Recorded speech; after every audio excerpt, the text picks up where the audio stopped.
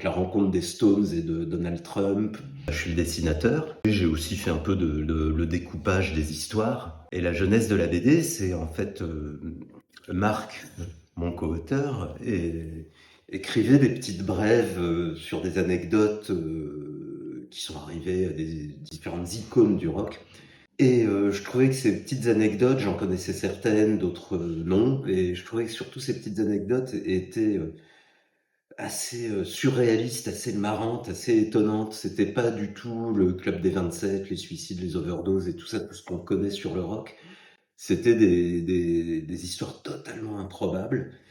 Et comme il n'y avait jamais eu aucune image sur ces histoires, puisqu'elles sont des histoires qui sont relatées par bouche à oreille, j'ai eu envie d'en faire une BD parce que je trouvais que ça collait complètement à des histoires de comics.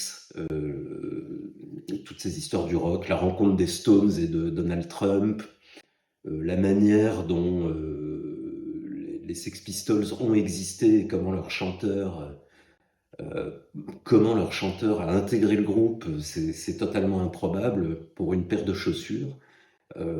Plein d'histoires de ce type et ouais, je trouvais ça fascinant. En plus, toutes ces personnes, Bowie, Jagger, Keith Richards, etc., Johnny Rotten, tous ces gens sont un peu les super-héros de mon enfance. Ouais, il y avait des gens qui aimaient Marvel, etc. Moi, très tôt, j'ai commencé à aimer la musique, et en écouter beaucoup.